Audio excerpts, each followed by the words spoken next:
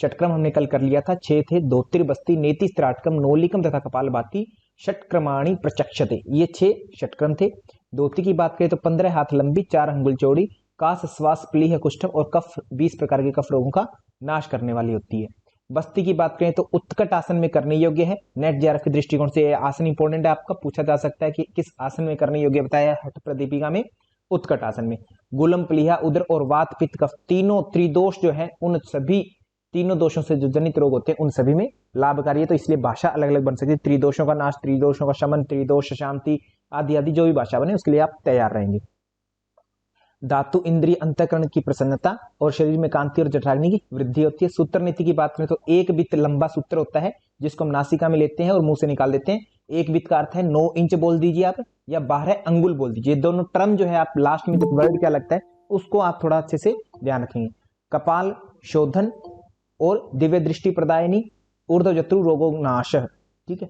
तो इनके लिए ऊर्ध्व जत्रु रोग नाश मात्र पूरे योग के अभ्यास में, जितने भी आप हठ प्रदीपिका, गिरण संहिता या अन्य कोई भी ग्रंथ पढ़ेंगे तो वहां पर जब भी आपको जत्रु रोगों के बारे में पूछा जाए ना, जत्रु रोग आपसे पूछा जाए तो जत्रु रोग होते कौन से, हमारे इस गले के ये जो पार्ट है इससे ऊपर ऊपर के जो रोग होते हैं ना, ठीक है, इससे ऊपर के रोग होते हैं। क्लाविकल बोन होती है जत्रु बोन, उससे ऊपर के जितने भी रोग हैं वो सारे सारे ऊर्ध्व जत्रु रोग कहलाते हैं हमारे, ठीक है। जिसमें स्पेशली अगर आज की भाषा यूज करें तो ईएनटी आ जाती है। तो जत्रु रोग जब भी आपसे बात की जाए तो किससे होते हैं दूर, नेति से। और नेति कौन से वाली, सूत्र नीति।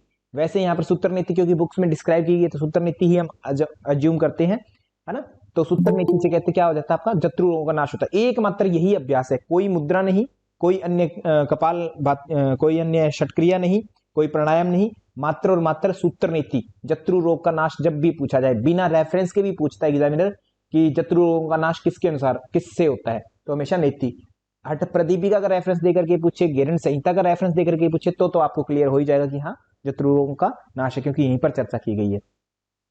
त्राटक की बात करें तो सोने की पेटी के समान संभाल के रखने योग्य बताया गया है। और आंखों से संबंधित क्रिया है तो आंखों में नेत्र और तंद्रा रोग दोनों की नाश करता है, दोनों रोगों का नाश करता है। नोली की बात करें तो पेट से संबंधित क्रिया है, पेट घुमाना, इसको आनंद देने वाली क्रिया कहा गया, मीन्स ये श्रेष्ठ क्रिया है ना, हठ क्रिया मोलिरियम चनोली। उसके बाद में मंदाग्नि को तीव्र करती है, जठराग्नि बढ़ाती है, पाचन को बढ़ाती है। तो ये जो है नोली के बारे में ये कहा गया है। कपाल भाती की बात करें तो लोहार की धोकनी के समान करना, ये इंपॉर्टेंट है। तो आपसे इस तरीके से प्रश्न पुट अप हो सकता है कि ऐसा अभ्यास होता है जिसको लोहार की धोकनी के समान करने के लिए कहा गया है, या लोहार की धोकनी की ऐसी क्रिया जिसमें लोहार की धोकनी के समान तेजी से रेचक पूरक होता है, उस क्रिया का नाम बताएं। इस तरीके से पुट अप हो सकता है क्वेश्चन। तो कौन सा है, रेचक और पूरक के साथ में कफ रोगों का नाश होता है ना, कफ रोगों का नाश करता है कपालभाति। मात्र कफ रोगों का, वात पित्त कफ तीन होते हैं, तीनों में से कफ रोगों का नाश, वात पित्त कफ तीनों को नाश करने के लिए कौन सी क्रिया बताई, बस्ती, है ना। कफ के लिए कपालभाति, धोती भी कफ को ही नाश करती है। और कपालभाति में क्या होता है, रेचक और पूरक दोनों क्रियाएं एक साथ होती है, रेचक और पूरक दोनों ही एक साथ होती है। और एक और मोटी टर्म बता देता हूं, कुछ विद्यार्थी जब हम बोलते हैं व्यवहारिक स्तर पर, है ना, तो क्या कहते हैं, कपालभाति प्राणायाम करेंगे हम, ऐसा हम टर्म यूज करते हैं। एक्चुअल में कपालभाति प्राणायाम नहीं है। आप सभी पढ़ने वाले विद्यार्थी हैं टेक्स्ट को, है ना, आगे पीएचडी भी करेंगे, नेट जेआरएफ भी करें, ऑलरेडी आप लोगों को पता है, फिर भी थोड़ा सा मैं और ध्यान दिला देता हूं कि कपालभाति प्राणायाम कहीं पर भी नहीं कहा जाता। कपालभाति सदैव एक क्रिया है, और क्रिया कौन से वाली क्रिया, क्लींजिंग टेक्निक मीन्स शुद्धि क्रिया, जो कि षटकर्म अथवा अष्टकर्मों के अंदर सम्मिलित होती है। तो ये ध्यान रखें, कपालभाति कभी भी प्राणायाम नहीं है, हमेशा ही एक शुद्धि क्रिया है, षट क्रिया के अंतर्गत काउंट होता है कपालभाति, ठीक है। ओके, तो आगे अगर बात करें, इतना हमने कर लिया था, फिर देखा षटक्रम किसे करना है किसे नहीं करना। तो इंपॉर्टेंट पॉइंट हमने देखा था कि षटक्रम जो है मेद श्लेष्मा अधिक है, पूर्वम षटक्रमाणि समाचरित, जिनका मेद बढ़ा हुआ है, श्लेष्मा जिनका बढ़ा हुआ है, उनको जो है षटक्रम नहीं उनको करना है। और जिनका दोष सम है, वात पित्त कफ तीनों बैलेंस स्टेट में है, उनको यह करना आवश्यक नहीं कहा जाता है। तो इस तरीके से ए एंड आर के रूप में क्वेश्चन पुटअप हो या आपसे डायरेक्ट क्वेश्चन पुटअप हो तो आप तैयार रहेंगे। केवल और केवल जिनके त्रिदोष सम है उनको नहीं करना, बाकी जिनका मेद और श्लेष्मा जो बड़ा है, मीन्स श्लेष्मा मीन्स कफ, है ना, जो बड़ा है उनको करना है ये दोनों अभ्यास, क्रियाएं, शुद्धि क्रियाएं। उसके बाद में अगर हम बात करें, आज का जो मुख्य विषय हठ प्रदीपिका, दूसरा उपदेश है, कुंभक के ऊपर चर्चा करेंगे। हठ प्रदीपिका में कुंभक हम पहले चर्चा कर चुके हैं। चतुरंग योग का वर्णन किया गया है, जिसमें आसन है सबसे पहले, आसन कितने बताए, 15 हठ प्रदीपिका में। उसके बाद में चतुरंग योग में कुंभक आता है, कुंभक कितने होंगे, 8 होंगे। उसके बाद में मुद्राएं आएंगी, मुद्राएं कितनी है, हठ प्रदीपिका में 10 हैं कुल मुद्राएं। उसके बाद में नादानुसंधान की बात करेंगे, नादानुसंधान की फिर अवस्थाएं आ जाती है, वो 4 अवस्थाएं काउंट की जाती है। अब आसन के बाद में हमने कुंभक देखा, चतुरंग योग, ये टर्म ध्यान देंगे, चतुरंग योग। परंतु इसको कुंभक तक आने से पहले आसन और कुंभक के बीच में हमें क्या क्या चीज मिली, नाड़ी शोधन भी मिला, नाड़ी शोधन, प्राणायाम जिसको आप बोल सकते हैं, या नाड़ी शोधन कुंभक भी दर्जा दे दिया था, अलग अलग नाड़ी शुद्धि एक क्रिया है ना, इस तरीके से हमें मिला। प्लस में आपको क्या मिला, एक और साथ में षट क्रियाएं मिली, षट क्रियाएं या षटक्रम जिनको बोल देंगे, या शुद्धि क्रियाएं, जो भी नाम बोल देंगे। तो अब आपसे प्रश्न एक अलग इस तरीके से आता है कि बताइए कुंभक का अभ्यास है ना करने से तुरंत पहले क्या किया जाता है। तो ऑप्शन में आपके साथ 2 तरीके से मिल सकते हैं, या तो आपको ऑप्शन में मिलेगा आसन, तो सर आसन तो बिल्कुल करना चाहिए है ना, इस तरीके से क्वेश्चन की डिमांड है। अगर आपसे क्वेश्चन की डिमांड इस तरीके से कि कुंभक से तुरंत पहले क्या किया जाना चाहिए, मुद्रा, नाद अथवा षटक्रियाएं है ना, षटक्रम आदि या नाड़ी शोधन आदि, इस तरीके से पूछा जाए तो आपका एग्जैक्टली उत्तर क्या होना चाहिए, नाड़ी शोधन अथवा षटक्रिया जो है राइट आंसर होना चाहिए। ये आप इस चीज को देख लेंगे।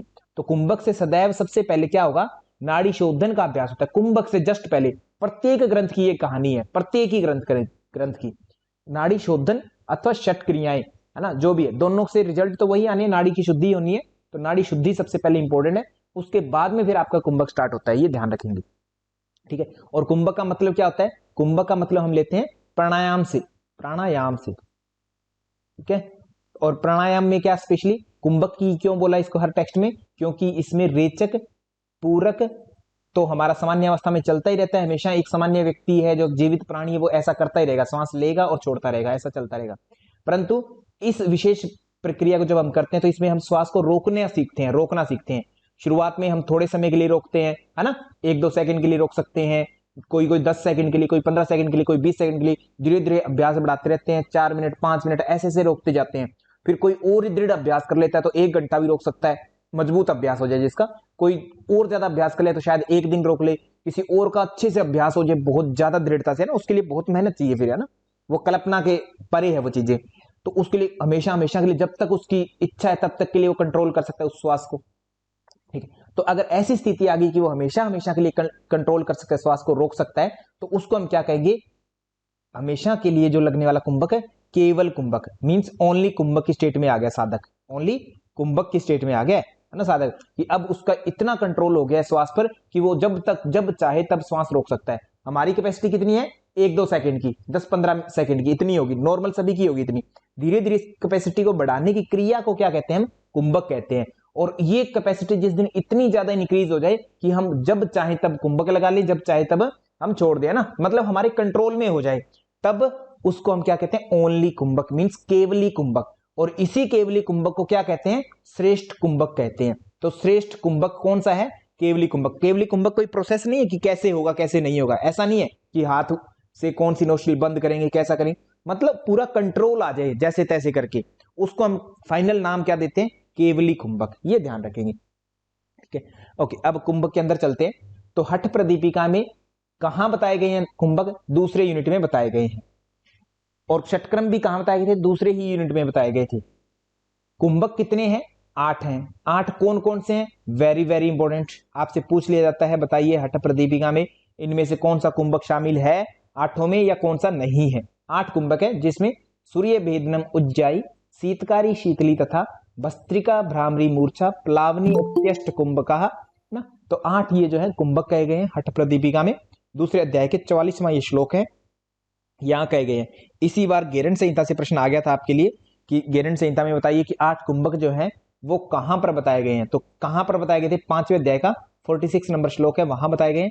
तो अगर एग्जामिनर ने आपसे गेरंड संहिता के बारे में पूछा है कि श्लोकों की संख्या बताइए, कुंभक वाले श्लोक की संख्या बताइए, तो ये हम सोच सकते हैं कि नेक्स्ट टाइम में वो हठ प्रदीपिका में जो कुंभक दिए गए हैं उसके श्लोक की संख्या भी वो पूछने की कोशिश कर सकता है। तो दूसरे अध्याय का 44 नंबर, एक संख्या आगे या किसी बुक में एक संख्या पीछे हो सकती है, तो उसके लिए आप थोड़ा देख लेंगे, अपने मन में इमेजिन कर लेंगे कि दूसरे अध्याय का 44 नंबर श्लोक है, यहाँ पर थोड़ा आगे पीछे आपके पास बुक में हो तो वो संयोग मात्र हो सकता है। एग्जाम में आपको आराम से अच्छे से पता लग जाएगा कि क्या इसका उत्तर होना चाहिए या क्या नहीं होना चाहिए। ऑप्शन इस तरीके से देते हैं एग्जामिनर। तो कुंभक कितनी हुए? 8। सूर्य भेदनम, उज्जाई, शीतकारी, शीतली तथा भस्त्रिका, भ्रामरी, मूर्छा, प्लावनी, अत्यष्ट कुंभका, ये 8 जो है कुंभक बताए गए हैं। इनको सीक्वेंस में याद करेंगे, वेरी वेरी वेरी इंपॉर्टेंट है सीक्वेंस भी और इनके नाम भी कि कौन सा शामिल है और कौन सा नहीं है, बहुत इंपॉर्टेंट है। तो सबसे पहले अगर हम देखें सूर्य भेदी की, तो सूर्य भेदी करते कहते हैं कैसे हैं, उससे पहले हम थोड़ा सा एक अलग चीज देखते हैं, हठ योग। हठ योग के बारे में आप सभी को पता है कि हठ योग शब्द जो है और ठह दो शब्दों से मिलकर के बना है, एक तो है और एक ठह। अकार कीर्तित सूर्य, अकार का मतलब है से सूर्य को हम लेते हैं और ठह से चंद्रमा को लेते हैं, ऐसी बात है, चंद्रमा, ठीक है। तो इसमें जो सूर्य होता है वो आपका कौन सा पार्ट होता है? राइट साइड होती है, राइट नोस्ट्रिल जो होता है वो सूर्य का प्रतीक होता है और चंद्रमा जो होता है आपका लेफ्ट नोस्ट्रिल का प्रतीक होता है। अब इसी के आधार पर इसके गुण होते हैं कुछ कुछ, है और ठह इस नोस्ट्रिल्स के हमारे। तो जो चंद्रमा है, इंपॉर्टेंट है एग्जाम के हिसाब से ये चीज जो मैं चर्चा कर रहा हूं अभी। तो जो चंद्रमा वाला नोस्ट्रिल है, लेफ्ट नोस्ट्रिल है, चंद्रमा शीतलता का प्रतीक होता है, मतलब ये शीतलता ठंड से युक्त है ना। और ये जो है सूर्य आपका मतलब गर्मी का प्रतीक है, सूर्य आने से गर्मी होती है ना, गर्मी का प्रतीक है। ये ठंड का प्रतीक है, ये गर्मी का प्रतीक है। ये सूर्य जो है भगवान शिव का प्रतीक है, ठीक है। और ये चंद्रमा जो है, थकार जो है, ये शक्ति का प्रतीक है, ठीक है। और बात करें सर्दी गर्मी की, तो सर्दी गर्मी होगी शीतल, इसको सर्दी आप बोल सकते हैं, ठंड गर्म, है ना। रात्रि चंद्रमा जो होता है रात में आता है तो इसको रात का संकेत किया जाता है, और सूर्य जो होता है दिन में आता है तो इसको दिन का संकेत किया जाता है। और अगर बात करें नदियों के नाम पर, तो नदियां जो होती है, चंद्रमा जो होती है, ये नदी कौन सी है? शीतल नदी कौन सी है? गंगा जो होती है वो ठंडी होती है ना, ठंडा पानी होता है। यमुना की बात करें तो यमुना का जो उद्गम स्थल है उसको कहा जाता है यमुनोत्री, कहा जाता है कि वहां पर गर्म पानी होता है ना। तो सूर्य जो होता है मतलब नोस्ट्रिल यमुना नदी से संकेत करते हैं, और गंगा को हम ठकार से संकेत करते हैं, है ना, उनका नामकरण करते हैं। और इसमें देखें तो यमुना को हम अर्क पुत्री बोलते हैं, अर्क पुत्री नदी को। और अर्क का नाम क्या होता है? ओम अर्काय नमः। ये कब बोलते हैं? जब हम सूर्य नमस्कार कर रहे होते हैं तब बोलते हैं। अर्क का मतलब सूर्य होता है, तो अर्क पुत्री मतलब सूर्य से निकलने वाली, है ना, यमुना मतलब सूर्य का संकेत है एक तरह से। हाँ हाँ हाँ, बिल्कुल बिल्कुल।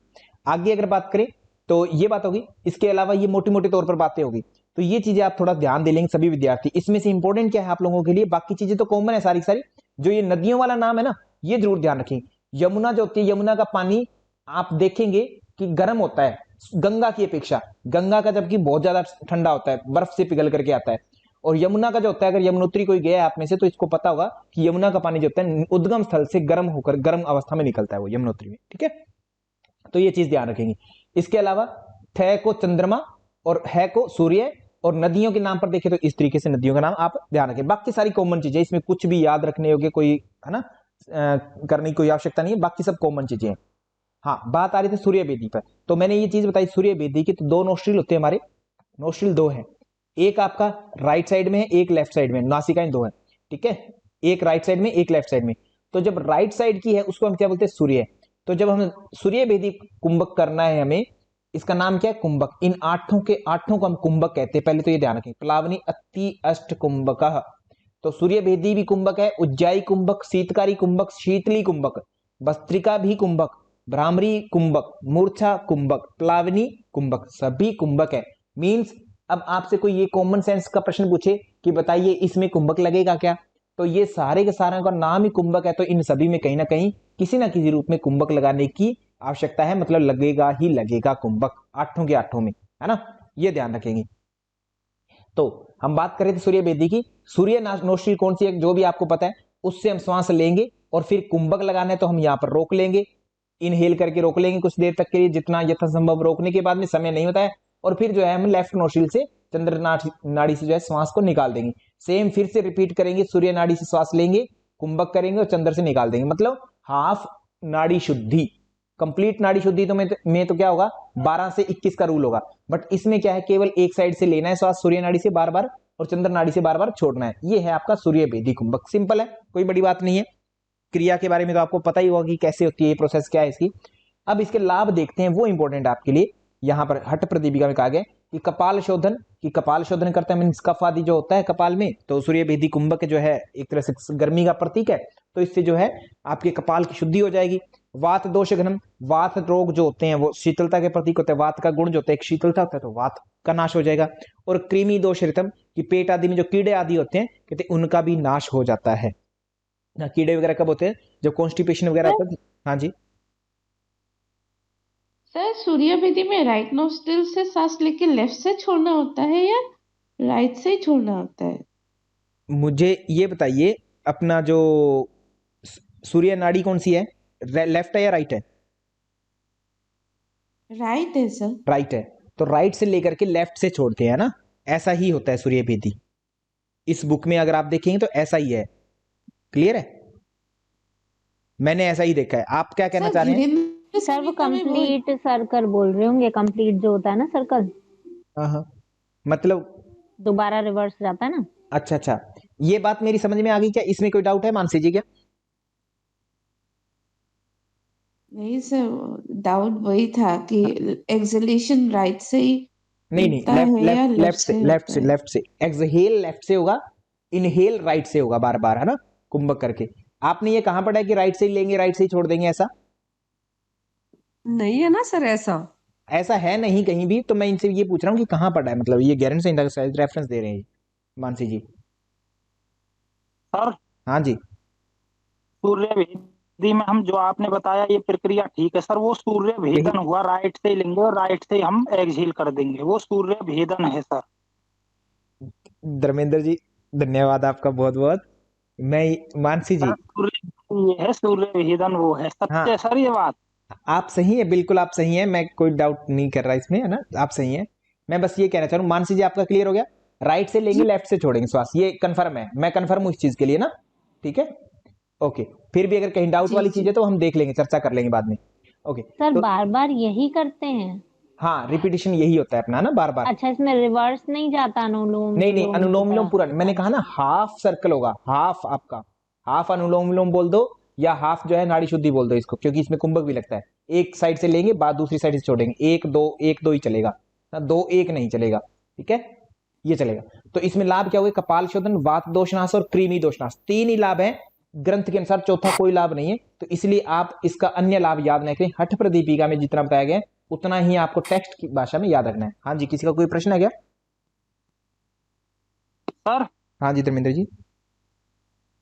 राइट से इनहेल और राइट से एक्सहेल करते रहे, उस प्रक्रिया को क्या कहेंगे उससे और बता दो।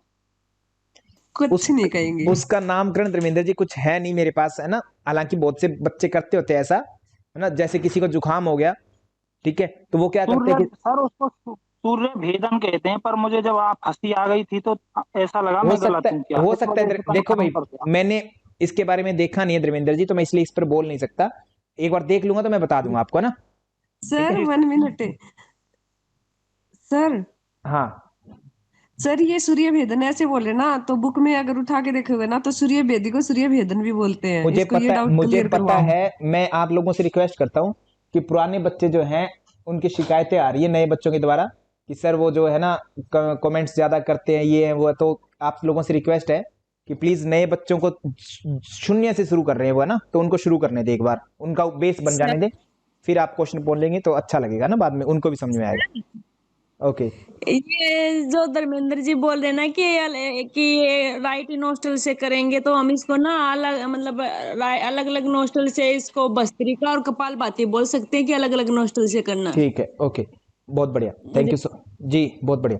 तो कपाल शोधन, वात दोषनाश और कृमि दोषनाश, तीन जो होते हैं सूर्य भेदी के लाभ बताए गए, इसमें आप इंपॉर्टेंट है, ध्यान रखेंगे। आपको मैं प्रोसेस बता रहा हूं, सभी बच्चे कृपया, इसलिए मैं बार बार रेफरेंस दे देता हूं आपको कि हठ प्रदीपिका हम पढ़ रहे हैं, तो यहां पर हमें क्या बताया कि दाई नासिका से, राइट साइड से सूर्य नाड़ी से सांस लेना है और चंद्र से छोड़ना है, यही प्रोसेस यहां बताई गई है। इसके अलावा बहुत से टेक्स्ट में अलग अलग बता देते हैं, है ना, किस तरीके से बताते हैं मुझे नहीं पता उस चीज का, बट यहां जो बताया गया वो ये राइट यही है कि राइट से लेंगे और लेफ्ट से छोड़ते रहेंगे, बीच में कुंभक लगेगा आपका, सूर्य भेदी कुंभक ये है। और यही मैंने अभी तक हर जगह यही देखा है, कपाल शोधन, वात दोषनाश और कृमि दोषनाश, इसके तीन लाभ है। नेक्स्ट बात करें उज्जाई की, तो उज्जाई कुंभक की अगर बात करें हम व्यवहार में जो करते हैं, तो हम गले को टाइट करते हैं, व्यवहारिक स्तर की बात कर रहा हूं, व्यवहारिक, है ना, उसमें क्या करते हैं, गले को टाइट करते हुए और आवाज के साथ में श्वास अंदर लेते हैं, घर्षण करवाते हुए ना गले से, ऐसे करते हैं। परंतु जो टेक्स्ट की फॉर्म में अगर मैं बात करूं हठ प्रदीपिका में, तो यहां पर आवाज करने की कोई बात नहीं कही है। इन्होंने केवल ये कहा है कि नासिका से श्वास इस तरीके से ले कि आपके हृदय तक, कंठ से हृदय तक वायु का स्पर्श हो। जैसे कई बार हम जो है श्वास लेते हैं तो शीतल वायु जो होती है हमारे कंठ से स्पर्श करती हुई जाती है, और कोशिश करें कि उसको अंदर तक, है ना, जो हमारी ट्रैक है वो अंदर तक ठंडी ठंडी सी फील हो, इस तरीके से जाए, तो वो कहते हैं उज्जाई कुंभक है। तो मतलब इसका ये है कि शायद हम में से कोई उज्जाई कुंभक कर ही नहीं सकता हठ प्रदीपिका के अकॉर्डिंग, क्योंकि हमें गले में तो ठंडक फील हो जाएगी बट आगे फील नहीं होता ठंडक, तो उसके लिए कंट्रोल होना जरूरी आगे पहले से ही। तो कहते हैं नासिका से श्वास लेते हुए कंठ से हृदय तक वायु का स्पर्श हो, ऐसे करें, उसके बाद में श्वास को रोकें और फिर ईड़ा नाड़ी से आपको श्वास छोड़ देना है, एक्सहेल करना है, ईड़ा से आपको श्वास एक्सहेल करना है, छोड़ना है लास्ट में। तो आपसे पूछा जाए कि उज्जाई कुंभक करते समय अंत में जो है श्वास को किस नाड़ी से छोड़ना है, किस नाड़ी से छोड़ना है, ईड़ा नाड़ी से, ईड़ा मतलब चंद्र नाड़ी से छोड़ना है। ऐसे ही सेम आपको सूर्य बेदी में पूछा जाए कि किस नाड़ी से श्वास छोड़ना है सूर्य बेदी करने के बाद में, तो ईड़ा नाड़ी, ईड़ा बोले तो अपनी चंद्र नाड़ी, है ना। पिंगला किसको बोलते हैं, सूर्य को बोलते हैं। पिंगला मीन्स जो पिंगला दे, और पिंगलाएगा कौन, भगवान सूर्य पिंगलाएंगे, चंद्रमा तो शीतलता का प्रतीक है ना। तो ये ध्यान रखें। आगे उज्जाई से जो लाभ होंगे आपके, कफ जन्य कंठ रोग जो भी होंगे कफ से संबंधित, वो रोगों में नाशकारी है। जठराग्नि की प्रदीप्ति, नाड़ी रोग जो हृदय तक अगर लाभ इसकी एयर जा रही है, तो नाड़ी रोग मतलब जो हमारी नब्ज वगैरह जो होती है उसमें अगर कोई दिक्कत आती है तो कहते हैं उससे। और जलोदर मतलब पेट में जो जल आदि स्वेलिंग वगैरह आ जाती है उस रोगों में। और धातु रोग जो भी है, पुरुष या स्त्री जो भी गत होते हैं, धातु रोग, सातों धातुओं की कोई भी रोग है, उनका फॉर्मेशन न होना या गलत तरीके से निर्माण होता है धातुओं का, तो उसमें यह लाभकारी माना जाता है। इसको सबसे इंपॉर्टेंट जो इसमें चीज है उज्जाई कुंभक में जो आप लोगों को याद रखनी है, वेरी वेरी इंपॉर्टेंट, कि इसको जो है गच्छता तिष्ठता कार्य उज्जाख्यम तु कुंभकम, ये बात बोली गई है। और ये एज इट इज कोट करके आपसे पूछा जा सकता है कि बताइए गच्छता तिष्ठता कार्य, है ना, इस तरीके से यह बात किस कुंभक के संदर्भ में कही गई है, गच्छता तिष्ठता कार्यम, ऐसा करके। तो ये जो है किस कुंभक में कही गई है, उज्जाई में। मतलब क्या है कि उज्जाई कुंभक को आप चलते फिरते उठते बैठते कभी भी कुछ भी कर सकते हैं, ऐसा कहा गया है अतिशयोक्ति के रूप में, कहते कभी भी आप कर सकते हैं उठते बैठते। तो ये प्रश्न बहुत बार पूछा गया आपसे, 2 से 3 बार पूछा गया है कि बताइए उज्जाई कुंभक को किस कुंभक जो है उठते बैठते चलते फिरते कभी भी किया जा सकता है, तो वो कौन सा कुंभक है, उज्जाई कुंभक है। उज्जाई कुंभक को कभी भी किया जा सकता है चलते फिरते कभी भी। तो इंपॉर्टेंट है, इस चीज को नोट कर लेंगे। और कोई भी कुंभक ऐसा नहीं कहा गया है जिसको चलते फिरते कभी भी किया जा सकता है, मात्र और मात्र उज्जाई है जिसको उठते बैठते कभी भी किया जा सकता है। Very very very important. आगे बात करें शीतकारी, बहुत इंपॉर्टेंट है शीतकारी कुंभक। तो शीतकारी जैसे मिर्ची आदि लग जाती है तो हम दांतों को आपस में बंद करके और श्वास लेते हैं अंदर, या छाले वगैरह हो जाते हैं अंदर सांस लेते हैं, तो वो शीतकारी है। शीतकार की आवाज के साथ में श्वास जाता है अंदर, कुछ देर के लिए रोकते हैं और फिर रिचेक कर देते हैं नासिका से। Clear, okay. शीतकारी में लाभ क्या क्या है, शीतकारी शीतलता देने वाला है। पहली बात तो शीतलता, आपसे ये प्रश्न पूछ लेता है बताइए निम्न में से कौन सा कुंभक जो है जो ठंडक प्रदान करता है, जिसके अभ्यास से आपको शीतलता मिलती है, या गर्मी में करने योग्य कुंभक कौन सा है। तो शीतकारी शीतलता देता है और शीतली कुंभक भी शीतलता देता है, तो दोनों ठंडक देने वाले हैं। तो टेक्निकली अगर आपसे, है ना, ट्रिकी क्वेश्चन बनाए एग्जामिनर कि सर्दियों में कौन सा कुंभक नहीं करना चाहिए निम्न में से, तो शीतकारी शीतली तो सबसे पहले होंगे कि ये नहीं करने, या गर्मियों में ही करने योग्य है ये सबसे ज्यादा, शीतकारी और शीतली। तो इसमें मुख से शीतकार की आवाज के साथ में पूरक करना चाहिए और फिर रेचक कर दे नासिका से क्षण मात्र कुंभक के साथ में। अब लाभ क्या है, जब शीतलता आती है तो शरीर जो होता है सुंदर होने लगता है, जो कील मुहासे होते हैं गर्मी के कारण जो निकलते हैं वो नहीं निकलते, कामदेव के समान शरीर सुंदर हो जाएगा। इससे क्या होगा, फिर आकर्षण होता है, योगिनी चक्कर सम्मान्य है, मीन्स जो योगिनियां होती है मतलब फीमेल्स जो होती है उनका कहते हैं आकर्षण हो सकता है, जो साधक जो होता है उसके प्रति आकर्षक होता है।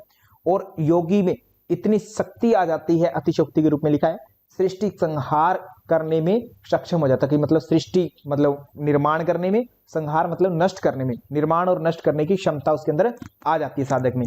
और लाभ की बात करें तो न क्षुधा च न तृषा निद्रा नैव आलस्यम प्रजायते, न तो क्षुधा मतलब भूख लगती है, न ही तृष्णा मतलब प्यास लगती है, न ही निद्रा ज्यादा आती है, और न ही आलस्य आता है, मतलब इन सभी पर विजय पा लेता है। तो इंपॉर्टेंट आपके लिए क्या क्या हुआ, एक तो कौन से कुंभक से कामदेव के समान शरीर हो जाता है, शीतकारी, कामदेव के समान सुंदर हो जाएगा शरीर, तो सभी आकर्षित होंगे। योगिनी चक्कर सम्मान्य मतलब योगिनियों द्वारा वो सम्मानित होता है, सम्मानित मीन्स उसके प्रशंसा होती है फीमेल्स के द्वारा, ठीक है। सृष्टि संहार करने में सक्षम हो जाता है। और ये शीतली और शीतकारी दोनों ही कुंभक हैं। अगला एक शीतली आएगा। दोनों कुंभक ऐसे हैं जो क्षुधा और तृष्णा, क्षुधा तृष्णा संस्कृत में भी याद रखेंगे, और क्षुधा तृष्णा का हिंदी में अर्थ भूख और प्यास। भूख और प्यास में भी कहते वो जो है विजय प्राप्त कर लेता है, उन पर भी कंट्रोल आ जाता है उस व्यक्ति का। क्लियर। इसके बाद में शीतली की बात करें तो शीतली भी शीतकारी से मिलता जुलता यह है, मुंह से ही होता है, ये मुंह से श्वास लिया जाता है।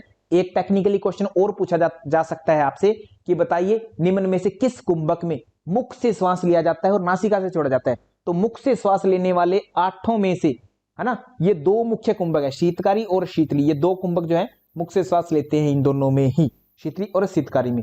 तो प्रणाली की तरह जीभ बना करके हम जो है पूरक कर नासिका से रेचक करते हैं।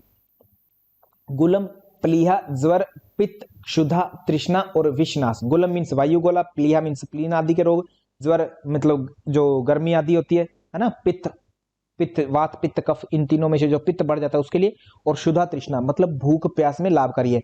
तो अब आपके लिए 2 कुंभक हो गए ऐसे जो भूख और प्यास के लिए इंपॉर्टेंट है। भूख और प्यास के लिए कौन कौन से हुए? एक तो शीतकारी हुआ आपका, शीतकारी, और एक शीतली। और इन दोनों में से शीतकारी जो है, शीतकारी वही जो है केवल और केवल कामदेव के समान सुंदर बनाता है। शीतकारी कामदेव के समान सुंदर बनाएगा। क्यों सर, कैसे याद रखेंगे इस चीज को, है ना? क्योंकि बच्चा जो होता है शीतली और शीतकारी दोनों के वहम में थोड़ा सा पजल हो जाता है। तो शीतकारी में का शब्द आता है, शीतकारी का से कामदेव, है ना। शीतकारी से कामदेव के समान शरीर सुंदर होगा। शीतली में कै शब्द नहीं आता है, मतलब शीतली से कामदेव की जो सुंदरता नहीं आएगी। तो शीतकारी से कामदेव के समान शरीर सुंदर हो जाएगा। ये ध्यान रखेंगे, इस चीज को, इंपॉर्टेंट है, याद रखेंगे इस चीज को। और भूख प्यास में ये विजय प्राप्त करवा देता है, मतलब अच्छा बना देता है। फिर आगे आता है भस्त्रिका। भस्त्रिका मतलब आपको पूरी तरह से श्वास लेना है, छोड़ना है, अच्छे वाला, जिसको हम भस्त्रिका बोलते हैं व्यवहार में, वो तो है ही है, प्लस में इसमें एड ऑन और हो जाता है तो एक चीज। कैसे, क्या होता है? कपालभाति कुंभक कैसे था? कपालभाति षटक्रिया, सॉरी कपालभाति में आपको बताया था कि लोहार की धोकनी के समान रेचक और पूरक करना है, मतलब श्वास लेना है पूरा और छोड़ना है, कंटिन्यू ये प्रोसेस रहेगी कपालभाति में। भस्त्रिका में क्या है? भस्त्रिका की बात की जाए तो भस्त्रिका में भी आपको श्वास लेना है और छोड़ना है, पूरक करना है खूब सारा, लोहार की धोकनी के समान ही, और रेचक करना है ना। लेना है, छोड़ना है श्वास को, इनहेल एक्सहेल बार बार करना है। जब आप में थकान आ जाए, जब इस प्रोसेस को करते करते थकान आने लग जाए, तब अंत में जो है श्वास को पिंगला नाड़ी से, पिंगला कौन सी है? सूर्य नाड़ी, है ना। सूर्य नाड़ी से श्वास लेते हुए आपको कुंभक लगा लेना है, कुंभक लगाना है। कुंभक लेने के बाद में फिर जो है ईड़ा नाड़ी से छोड़ना है, ईड़ा मतलब चंद्र नाड़ी से छोड़ना है। ये आपका कंप्लीट भस्त्रिका कुंभक होगा। तो अब भस्त्रिका में आपको क्या क्या मिला? असल में इनडायरेक्टली मैं अगर इसको थोड़ा सा समझाने की कोशिश करूं आपको, तो थोड़ा इसको समझना कि भस्त्रिका मतलब कपालभाति प्लस सूर्य भेदी का मेल जो है इस ग्रंथ में, उसे क्या बोला गया है? भस्त्रिका बोला गया है। बात को समझना, ऊपर से मत ले जाना, नहीं तो गलत हो जाएगी चीज, है ना। सूर्य भेदी, ये मैंने समझाने के लिए बात लिखी है कि कपालभाति प्लस सूर्य भेदी, इसको कंप्लीट को हम क्या कहेंगे? यहाँ भस्त्रिका कुंभक कहेंगे। और कपालभाति अपने आप में क्या है? केवल श्वास को लेना और छोड़ना, ये तो है कपालभाति। जब हम श्वास लेंगे और छोड़ेंगे बार बार, और फिर लास्ट में जब थक जाएंगे, तब हम लास्ट में सूर्य नाड़ी से श्वास लेंगे, होल्ड करेंगे, कुंभक करेंगे, और चंद्र नाड़ी से श्वास को निकाल देंगे, तो वो क्या हो जाएगा? अपना पूरा का पूरा भस्त्रिका कुंभक कहलाएगा। क्या सभी बच्चे इस बात को समझ गए? इसमें कोई डाउट नहीं है? हाँ, समझ तो गए, लेकिन एक डिफरेंस ये भी होगा क्या इसमें, जैसे कपालभाति शायद थोड़ा स्लो होता है और भस्त्रिका थोड़ा सा फास्ट। हाँ, अब एक और क्लियर कर देता हूं, दोनों में जो है ना, अगर मैं ग्रंथ की बात करूं मैम, ग्रंथ की बात करें तो दोनों में ही वस्त्रावल्लोहार कस्य, कि मतलब लोहार की धोकनी के समान आपको करना है, दोनों ही। और गति तो इन्होंने कही नहीं कि गति तेज होगी या स्लो होगी, हालांकि हिंदी में जरूर लिख देता है एग्जामिनर, ग्रंथकार हिंदी में जो ट्रांसलेट करते हैं हम लेखक गण आज के जो है वो लिख देते हैं, परंतु जो अगर स्वामी स्वात्माराम जी की अगर बात करें, जिन्होंने मूल टेक्स्ट लिखा था, उन्होंने सेम लिखा है, इसमें कोई डिफरेंस नहीं बताया, गति का डिफरेंस नहीं बताया, है ना। बस इतना ही डिफरेंस बताया कि इसमें थोड़ा सा लास्ट में सूर्य भेदी जो है कुंभक लग जाएगा आपका भस्त्रिका में, इतना ही बताया, है ना सर। हाँ प्लीज। जी सर, ये ना भस्त्रिका में मैंने ये पढ़ा है या मतलब सुना है जो भी कि समान रेशो में, मतलब जो इनहेल और एक्सहेलेशन। ठीक है, अच्छा, नहीं आप सही हैं, मैं फिर देखो मेरी बात पर थोड़ा ध्यान दीजिएगा। मैं आपको कहना चाह रहा हूं कि हठ प्रदीपिका में आपको क्या मिलता है। हठ प्रदीपिका में आपको जब एक्सप्लेनेशन करते हैं ना, ये श्लोक दिया है, इसकी एक्सप्लेनेशन अलग अलग तरीके से आपको मिल सकती है हिंदी में बिल्कुल मिलेगी, और जितनी बुक्स पढ़ोगे आपको उतनी डिफरेंस अलग अलग मिल जाएगा हर कोई, है ना। परंतु मैं बात कर रहा हूं हठ प्रदीपिका के मूल की, तो इसमें देखो यहां पर भी कहा कि लोहार की धोकड़ी के समान आपको रेचक और पूरक करना है, दोनों रेचक पूरक करना है। कपाल भातिर विख्यात है, कफ दोष विशोषणी, कफ दोषों का नाश करता है, ठीक है यहां पर। और सूर्य भस्त्रिका की अगर मैं बात करूं तो भस्त्रिका में भी सेम ही कहा है कि भस्त्रिका करते समय आपको क्या करना है कि पद्मासन में बैठ करके लोहार की दोगुनी, श्लोक यहाँ पर मिस कर दिया है, श्लोक नहीं लिखा है, तो अगर आप बुक में देखेंगे ओरिजिनल में श्लोक, तो लोहार की दोगुनी के समान ये करना है, और इसमें भी रेचक पूरक ही करना है सेम। और साथ में क्या एड ऑन किया है कि जब थक जाएंगे ना आप, थकान से आएगी रेचक पूरक करते जाएंगे लंबे टाइम तक, तब आपको जो है सूर्य वेदी करना है, ये बात कही है। गति की यहाँ पर कुछ खास बात नहीं की गई है। ओके, हाँ जी मैम। एक्सप्लेनेशन इनकी जो है बिल्कुल डिफरेंस मिल सकती है, सभी बुक्स में अलग अलग मिल सकती है, आप पढ़ सकते हैं ना, ठीक है। हाँ जी, वो सब्जेक्टिव स्टडी है हमारी, अभी हमारी ऑब्जेक्टिव अप्रोच से चल रही है, तो इसलिए जो चीज इंपॉर्टेंट है, जितनी इंपॉर्टेंट है हमारे लिए, उतना ही चीजों पर ध्यान देंगे। यहां पर हमारे लिए क्या इंपॉर्टेंट है कि आसन कौन सा होगा भस्त्रिका में, पद्मासन, किस तरीके से करनी है, लोहार की दोगुनी के समान। रेचक पूरक दोनों होगा क्या, हाँ जी बिल्कुल दोनों होगा। और अंत में जब थक जाते हैं रेचक पूरक करते समय भस्त्रिका में, तब किस प्रकार से क्या क्रिया करते हैं, चंद्र वेदी या सूर्य वेदी, तो सर सूर्य वेदी करेंगे, है ना। सूर्य नाड़ी से श्वास लेंगे, होल्ड करेंगे, और जब तक शक्ति है यथासंभव होल्ड करने के बाद में हम चंद्र नाड़ी से श्वास को निकाल देंगे, उतना ही, है ना। वो जो चीज आप बात करते हो कि सर मैंने ऐसा देखा, आप सही है, आप गलत नहीं है, सही है, परंतु वो हमारे ऑब्जेक्टिव अप्रोच का हिस्सा नहीं है, ठीक है। हाँ जी रुचिका जी। सर हाँ जी, ये लोहार की धोकनी को हम कपालभाति मान सकते हैं फिर? ठीक है। हाँ जी सरिता कुमारी जी, आप प्रश्न पूछ रहे थे। सरिता कुमारी जी प्रश्न पूछ रहे थे आप कुछ। सर नहीं, मैं तो यही कह रही थी कि समान रेशो में, जैसे हम व्यवहार में तो ऐसे ही बोलते हैं ना, समान हाँ रेशो हाँ, में, जैसे किसी देखो को व्यवहार में तो बिल्कुल ही हम अलग ही बताते हैं ना दोनों को, कपालभाति बिल्कुल डिफरेंट है, एक भस्त्रिका बिल्कुल डिफरेंस बताते हैं ना, जी जी व्यवहार में तो बिल्कुल ही अलग है। जी सर। हाँ, तो धर्मेंद्र जी लोहार की दोगुनी दोनों में ही है, भस्त्रिका में भी लोहार की दोगुनी वर्ड यूज होता है, भस्त्रिका में भी, और कपालभाति में भी लोहार की दोगुनी वर्ड यूज होता है, दोनों जगह पर यूज हो रहा है ना, ठीक है। और लोहार की दोगुनी होती कैसी, अगर आप लोगों ने देखी हो पुराने टाइम में, इस तरीके से होती है, वो इस तरीके से, है ना, ऐसे, इसके बीच में जो होता है एक उनका कपड़ा सा लगा रहता है कुछ, तो वो जब इसको दबाते हैं ना इस दोनों सिरों को इधर से, तो इधर से एयर निकलती है, इस साइड से एयर निकलती है,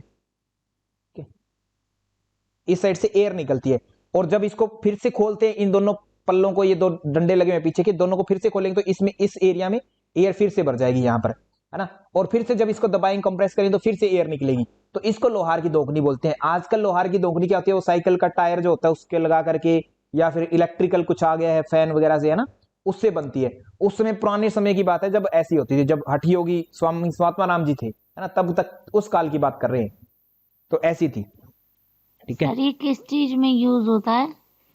लोहा वगैरह पिघलाने के लिए ना, एयर आग को थोड़ा तेज करने के लिए उस पर एयर डाली जाती है, ताकि जो लोहा है वो गर्म हो जाए जल्दी। हाँ जी, दरांती बनाने के काम आता है, फावड़ा अच्छा बनाने के ठीक है, काम आता वेरी गुड। तो ओके, आगे देखते हैं, हमारे काम की चीजों पर फोकस करते हैं, फिर से नेट जीआरएफ की चीज है ना उस पर फोकस करते हैं। तो ओके, तो पद्मासन में करना है लोहार की दोगुनी के समान रेचक पूरक करना है, और थकान आने पर सूर्य वेदी करना है। लाभ क्या क्या है भस्त्रिका से, अभी आप ध्यान रखेंगे, ऐसी षटक्रिया, ऐसी शुद्धि क्रिया या षटक्रिया कौन सी थी जिससे वात पित्त कफ तीनों में लाभ होता था? प्रवीण जी, प्रवीण सर। बस्ती सर। हाँ, बस्ती जो थी वो वात पित्त कफ तीनों में लाभकारी थी, एकमात्र षटक्रिया या शुद्धि क्रिया थी। अब एकमात्र कुंभक कौन सा है? कुंभक है भस्त्रिका कुंभक, है ना। तो आपसे अब दो तरीके से प्रश्न पूछा जाएगा, ऑप्शन में आपको दोनों ही मिल गए, मान लो बस्ती भी दे दिया भस्त्रिका भी दे दिया, बताइए निम्न में से कुंभक कौन सा है? तो आपको ध्यान रखना है बस्ती को चूज नहीं करना है कभी भी, बेशक ऑप्शन में आपके पास दोनों ए एंड बी चुनने का ऑप्शन है, फिर भी नहीं करना। क्यों? क्योंकि बस्ती सर कुंभक नहीं है, बस्ती क्या है? आपकी एक क्रिया है ना, या शुद्धि क्रिया है, भस्त्रिका एक कुंभक है, ठीक है। इस चीज को आप मेंशन करेंगे, इस चीज को जरूर ध्यान रखेंगे एग्जाम में। तो ऐसी जो भी पूछा जाए, तो बस्ती और भस्त्रिका दोनों ही वात पित्त कफ से उत्पन्न होने वाले रोगों में जो है हेल्प करते हैं तीनों दोषों में, परंतु इनकी खासियत यह है कि एक इनमें से षटक्रियाओं के अंदर शामिल है और एक इनमें से अष्टकुंभक के अंतर्गत शामिल है। ये चीज जरूर ध्यान रखेंगे। ओके, आगे चलते हैं। तो भस्त्रिका की बात हुई, त्रिदोष नाशक हो गया पद्मासन में। अगर देखो किसी को लोहार की दोगनी है, बच्चे कह रहे हैं देखनी है, तो गूगल वगैरह करके देख लो, अगर मिल जाए पुरानी ओल्ड टाइप की है ना। अदरवाइज अपने जो गांव में होंगे है ना आसपास में लोहा निर्माण करने वाले, तो उनके से पूछ सकते हैं, उनके पूर्वज वो दिखा भी देंगे कि यहाँ भी ऐसी होती है ना। सर साइकिल है उनके पास। हाँ ठीक है, ओके, बहुत ही अच्छा, ठीक है, बहुत ही अच्छा है ना। भस्त्रिका की बात करें तो पद्मासन में करेंगे, त्रिदोष नाशक होगा ये, वात पित्त कफ में जठराग्नि को पैदा करेगा और ब्रह्म नाड़ी का कफ दूर करते कुंडली को जागरण करता है। ब्रह्म नाड़ी की बात करें तो आपकी जो सुषुम्ना होती है, कहते हैं कि सुषुम्ना के अंदर जो कुंडली ट्रेवल करती है, और सुषुम्ना के अंदर कुंडली ट्रेवल करती है, सुषुम्ना के अंदर भी एक और नाड़ी होती है, उसको ब्रह्म नाड़ी हम बोलते हैं, बीचों बीच है ना पतली, उसके अंदर रियल में कुंडली कहते हैं ट्रेवल करती होती है ब्रह्म नाड़ी। तो कहते हैं ब्रह्म नाड़ी पर कफ लगा रहता है शुरुआत में है ना, उस कारण से वो उसके अंदर प्रवेश नहीं कर पाती कुंडलिनी। एक काल्पनिक शक्ति है अभी तक हमारे लिए, काल्पनिक शक्ति, तो कहते हैं वो जो है अंदर नहीं प्रवेश कर पाती। इसलिए भस्त्रिका जब हम करते हैं तो वात पित्त कफ तीनों का नाश होगा, तो जो कफ लगा रहता है ब्रह्म नाड़ी के मुंह पर, कहते हैं वो भी दूर हो जाएगा, और फिर जो है कुंडलिनी अंदर ट्रेवल करने लगती है, इजिली अंदर की तरफ चल पड़ती है। ये है इसका मतलब कि कुंडलिनी जागरण होता है। और 3 ग्रंथियों का भेदन होता है। 3 ग्रंथियां कौन सी है, इंपॉर्टेंट है, ध्यान दे लेंगे। पहले मनुष्य शरीर में 3 ग्रंथियों की कल्पना की गई है, 3 ग्रंथियां, ठीक है, जिनका भेदन अनिवार्य है कुंडली जागरण हेतु। तो 3 ग्रंथियां कौन कौन सी है, एक तो ब्रह्म ग्रंथि है, ब्रह्म ग्रंथि, और एक विष्णु ग्रंथि, और एक रुद्र ग्रंथि। तीनों का स्थान की अगर बात की जाए तो ब्रह्म ग्रंथि जो है वो अनाहत चक्कर में, अनाहत बोले तो हमारा जो आहत नहीं होता, मतलब जो रुकता नहीं है कभी भी, जिसको हम हृदय चक्कर कहते हैं है ना, हृदय के आसपास का स्थान ब्रह्म ग्रंथि। विष्णु ग्रंथि की अगर बात की जाए तो विष्णु ग्रंथि कहां होती है, गले में बताई जाती है, कंठ में बताई जाती है, ठीक है, कंठ में बताई जाती है विष्णु ग्रंथि, विशुद्धि चक्कर में, ठीक है, विशुद्धि चक्र जिसको हम बोल देते हैं। रुद्र ग्रंथि की बात करें तो भगवान शिव तीसरे नेत्र के प्रतीक है, मतलब तीसरा नेत्र जो है केवल भगवान शिव के पास है, रुद्र के पास है, जिनका कहां होता है तीसरा नेत्र, माथे के बीचों बीच भ्रू मध्य में, भ्रू मध्य, जिसको हम एक नाम और देते हैं आज्ञा चक्र, है ना। तो ये 3 ग्रंथियां होती है। इन तीनों ग्रंथियों का भेदन कौन करता है, 3 ग्रंथियों के नाम क्या थे, ब्रह्म ग्रंथि, विष्णु ग्रंथि, रुद्र ग्रंथि। इनके सीक्वेंस भी ध्यान रखेंगे। तो सबसे पहले ग्रंथि कौन सी भेदन होगी, अगर भेदन होना शुरू होती है, क्योंकि नीचे से शुरू होता है ना सब कुछ, कुंडलिनी जागरण होगी तो नीचे से शुरू होती है, मूलाधार में कुंडलिनी होती है, तो वहां से जागरण शुरू होगा। तो नीचे की साइड से क्या आएगा, सबसे पहले ब्रह्म ग्रंथि, उसके बाद में विष्णु ग्रंथि, फिर उसके बाद में रुद्र ग्रंथि। इस तरीके से सीक्वेंस चलती है हमेशा, ये आप चीज ध्यान रखेंगे। आगे थोड़ा सा और इसको क्लियर करेंगे, जब हम नाद की चीजों को बढ़ेंगे तो आगे हम और क्लियर करेंगे, ठीक है। तो तीनों ग्रंथियों का भेदन हो जाता है। तो आज इतना ही हम करेंगे, क्योंकि समय ज्यादा हो चुका है ना, ऑलरेडी हम लेट थे आज क्लास में। तो किसी बच्चे का कोई प्रश्न है तो पूछ सकते हैं। हाँ जी, विष्णु ग्रंथि बताना सर, किधर होती है? विष्णु ग्रंथि विशुद्धि चक्र, कंठ में है ना, विशुद्धि। अभी आपको बताया ना 3 ग्रंथि। ये प्रवीण जी ने पूछा है, राजेश जी ने पूछा है, विष्णु ग्रंथि। अच्छा प्रवीण जी, देखो ब्रह्म ग्रंथि पहले आएगी ना, यहाँ ब्रह्म ग्रंथि नीचे कहाँ आई है, हृदय के स्थान में आई, हृदय में, उसके ऊपर ब्रह्म के बाद में विष्णु आई। विष्णु कहां पर आई, कंठ में। कंठ बोले तो कौन सा चक्र होता है कंठ में, कौन सा चक्र होता है विष्णु जी, मूलाधार, विशुद्धि। अच्छा विशुद्धि, सॉरी विशुद्धि होता है, ठीक है। और ब्रह्म ग्रंथि हृदय में कौन सा चक्र होता है, या तो मूलाधार होना चाहिए शायद, या मणिपुर, अनाहत, ओके अनाहत, वेरी गुड, ठीक है। और रुद्र ग्रंथि के पास यहां पर तो सहस्त्रा चक्र, रुद्र ग्रंथि में कौन सा होगा, आज्ञा चक्र, वेरी गुड वेरी गुड, बहुत ही बढ़िया, भ्रूमध्य आज्ञा चक्र। वास्तव में आप लोग बहुत इंटेलिजेंट है, सच में, मैं भूलने लग गया हूँ कुछ चीजें, आप लोगों की मेमोरी बड़ी शार्प है, एक बार सुन लिया भूलते ही नहीं है, सच में बहुत बहुत स्ट्रॉन्ग है आप लोगों की मेमोरी। मैं बोलते बोलते कुछ और बोल देता हूँ, परंतु आप लोग नहीं बोलते। ओके, सो सभी का धन्यवाद। किसी और का कोई प्रश्न है क्या, किसी विद्यार्थी का? सर हाँ जी मैम। एक बार ये बताइए सर, जो है ना कफ वाली चीज होती है सर, तो उनके लिए सर हमें मतलब कोई भी कुंभ करना चाहिए? हाँ ठीक, आपकी आवाज नहीं आ रही है नीतू जी, है ना, बिल्कुल भी। ओके। सर हाँ जी मैम। सर कामदेव कौन से भगवान होते हैं? कामदेव सुंदरता के भगवान एक माने जाते हैं, सुंदरता के ना, ब्यूटी के, ब्यूटी किंग, है ना। हाँ, सुंदरता के राजा। Okay okay. सो सर हाँ जी सर। सर एक क्वेश्चन ये है कि जैसे मतलब हम जब भी हम प्राणायाम करते हैं तो हम लोग उससे कह देते हैं कि आपने हाथ ज्ञान मुद्रा में रखी है। अच्छा तो अच्छा। इतना हार्ड एंड फास्ट रूल नहीं है ना कि जैसे शास्त्रों में तो हमें मिल नहीं रहा है कि हाथ ज्ञान मुद्रा में होना चाहिए। तो नहीं भी रखे तो कोई दिक्कत नहीं है ना सर?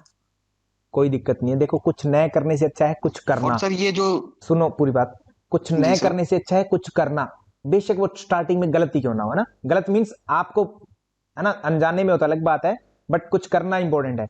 और कुछ करने से अच्छा है उस चीज को और अच्छे से करना, है ना। इसलिए कहा जाता है योग है कर्मशु कौशलम, कि कर्मों को पूरी कुशलता से करना है आपको। ऐसा नहीं कि मैं काम तो कर रहा हूं ना, कर तो दिया मैंने जैसे तैसे, ऐसे वाले बात नहीं है, उसमें बात नहीं बनी। कुशलता पूर्वक करना, जितनी आपके अंदर योग्यता है उसको हर तरीके से यूज करके उसको अच्छे से अच्छे तरीके से करो, इसलिए वो कर्मों में कुशलता। मतलब आप कुछ नहीं कर रहे, शुरू में नहीं पता तो अनुलोम विलोम सो के कर रहे हो, सहारा लेके कर रहे हो, करो। धीरे धीरे जैसे जैसे पता लगता है तो उसको बेस्ट तरीके से करो, कमर गर्दन सीधी, है ना, जो अनुपात होना चाहिए वैसे, धीरे धीरे उस तरीके से चलो, जो हाथ जैसे होना चाहिए वैसे, ना, धीरे धीरे। तो ये मतलब है इसका। हाँ जी सर। वैसे तो कोई आदरणीय सर, आपका प्रश्न था ये, क्या नाम भूल गया मैं आपका, अनिरुद्ध जी, आपका प्रश्न था, पूरा करिए सर अनिरुद्ध जी। जी सर। और मतलब वो तो बात सही है सर। हाँ हाँ। अगर नहीं भी करेंगे तो कोई दिक्कत वाली बात नहीं, नहीं कोई है, कोई मेरा ये दिक्कत, इतनी कहना कोई खास दिक्कत वाली बात नहीं है, स्थूल शरीर के ऊपर है ना, कोई खास दिक्कत जी वाली सर। बात नहीं है, स्थूल शरीर तक। हाँ, आगे के कोशों को अगर आप जानते हैं तो आपको इफेक्ट करेगी वो चीज, अगर नहीं जानते हैं, जी अगर उसका सर। रियलाइजेशन ही नहीं है तो आपको कोई फर्क नहीं पड़ता उस चीज का, क्योंकि आपको तो उस चीज के बारे में अनभिज्ञ है जी ना, सर। उस चीज के बारे में पता ही नहीं है, तो क्या फर्क पड़ता है उस चीज से। जैसे जैसे पता जी लगेगा सर। उसका, तब आपको जरूर पता लगेगा, फिर आप अपने आप ठीक हो जाएंगे जब उस कोष तक पहुंच गए। तो कोष तक नहीं पहुंचे तब तक कोई फर्क नहीं पड़ता, पहुंचना जरूरी है उस कोष तक। जी सर। हाँ जी। और सर ये मतलब हस्त मुद्राओं की अगर शुरुआत की देखा जाए कहाँ से होती है सर? ये ये किस हस्त मुद्राएं जो है ना, हमारे एंशियंट टेक्स्ट है, इसमें रियलिटी में कहीं नहीं मिल रही है इन चीजों में। बाकी फिर भी कुछ जैसे ये ग्रंथ वगैरह हैं अपने जैनों के भी हैं कुछ, इवन की वहां पर भी मिल जाते हैं, है ना। और भी जगहों पर मिल जाते हैं। एक्चुअली प्रमाणिक ग्रंथ मुझे नहीं मिला है अभी तक कोई भी, अगर किसी को पता है तो प्लीज बता दीजिएगा ना, जो पुराना ग्रंथ हो। लेटेस्ट में तो बहुत जगहों पर छप जाता है ये चीजें, है ना, ज्ञान मुद्राएं या हस्त मुद्राएं वगैरह, बट पुरानी जगहों में मुझे नहीं मिला है कहीं भी कि इनको मुद्राओं की संज्ञा दी गई है ऐसा। सर एक बार thank you so much sir. शीतकारी वाला स्लाइड दिखाना सर। हाँ जी सर एक बार शीतकारी वाला स्लाइड दिखाना। हाँ जी मैम, आपका प्रश्न था, पूछिए मैम। सर शीतली और शीतकारी दोनों मुख से करते हैं प्राणायाम, है ना। जी मैम। फिर शीतकारी में ऐसा क्या है कि उसमें कामदेव के समान शरीर हो जाता है? और हाँ देखो, होता शायद इससे भी होगा, हमारा शीतली से भी होता होगा, बट असल में क्या है कि ग्रंथकार को, जो मैं कहता हूँ ना बार बार, कि छंद पूरा करना होता है, या उनको कुछ विशेष लग जाता है, उसको ना अतिशयोक्ति ज्यादा कर देते किसी किसी चीज की, तो यही मतलब होगा। होना तो शायद उससे भी चाहिए ना, शीतली से ही, बट अटप्रदीपिका में लिखा है तो हमें यही याद रखना है अभी तो, है ना, शीतकारी ही। जी सर। और एक्चुअली में ऐसा भी नहीं है कि बहुत से लोगों ने शीतकारी किया भी है ना, जरूरी नहीं है कि कोई बन जाता है कामदेव, है ना। हाँ, ये है कि सुंदरता आ जाती है, थोड़े कील मुहासे चेहरे पर होते हैं तो उनके लिए बहुत अच्छा होता है, ब्लड प्योरीफाई करने के लिए बहुत सही चीज मानी जाती है शीतली और जी शीतकारी। सर।